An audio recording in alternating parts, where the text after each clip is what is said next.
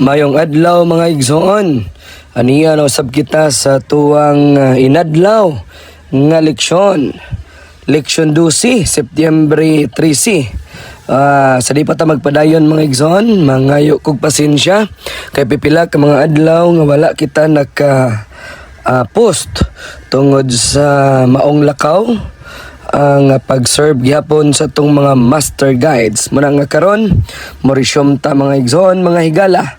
Ang title sa tong leksyon nagauluhan og ginapangalyupo ko kanimo nga ipakita mo kanako ang imong himaya. Sabado kini sa hapon mga igsoon. Ang atoang leksyon na nindot kay mga igsoon, no? Nagdala kini og usa ka makapadasig nga mensahe. Ginapangalyupo ko kanimo nga ipakita mo kanako ang imong himaya. Kini naghatag kanato og handuraw nga ang labing dako nga pangandoy sa usa ka tumotoo mao nga ang pagkaila og masinati ang presensya og himaya sa tong buhi nga Dios.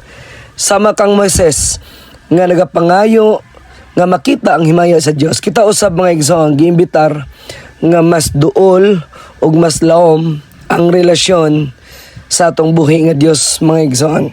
Ang atong teksto nga sag-ulohon mga igsoon nagaingon og si Jehova miagi siyang atubangan og nagmantala si Jehova usa ka Dios nga maluluyon, mapangoron, mahinay sa pagkasuko ug dako sa mahigugmaong kalulot og kamatuoran. Exodo 34:6 og 7 mga igsoon. Kini nga teksto naghulagway sa kasing-kasing og kinaiya sa atong Dios.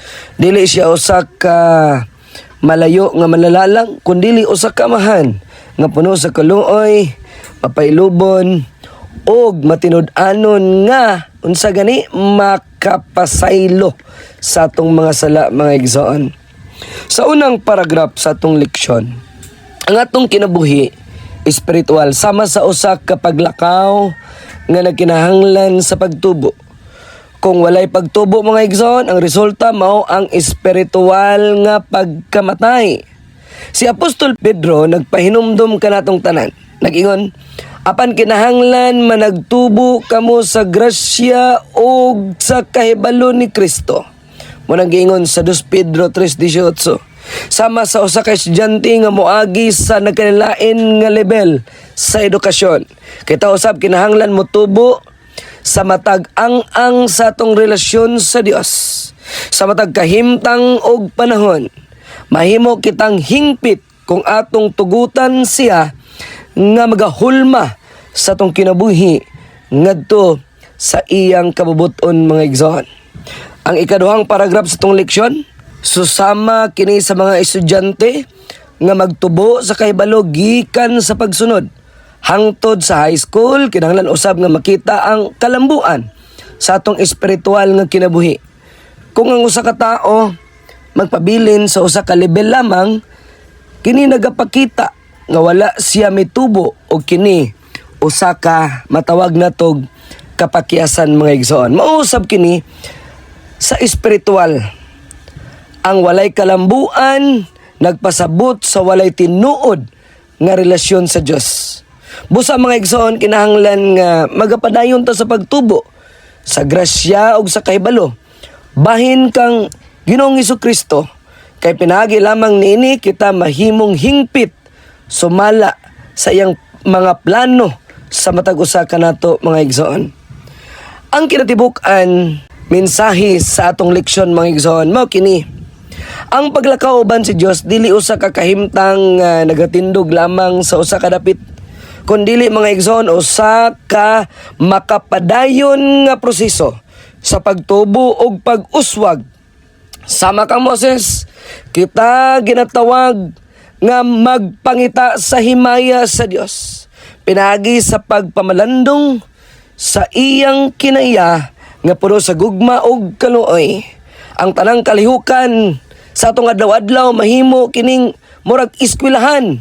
Diin kita makakaton pinagi sa mga kasinatian, mga pagsulay og mga panalangin mga igsoon.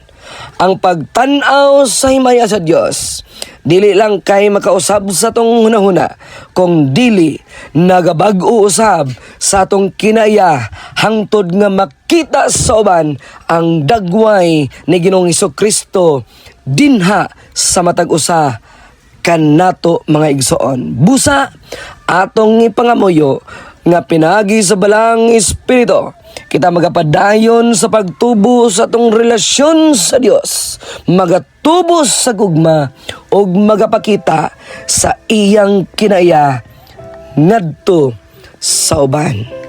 Sa pagtapos mga igsoon, mag-ampo ta. Diyos nga labing gamhanan, salamat sa leksyon karon nga nagapahinumdum nga kami kinahanglan magatubos sa grasya ug kahibalo diha kanimo. Tabangi kami nga sama kang Moses, magapaningkamot nga mas makita ug mas sinati ang imong himaya sa mong adlaw-adlaw nga kinabuhi. Ug kining tanan among ginasalig in the name of Jesus Christ, our personal Savior. Amen. Mga igsoon, mga igala, salamat na usab sa inyong pagpaminaw, pagtan-aw nining atong inadlaw nga leksyon. God bless us all.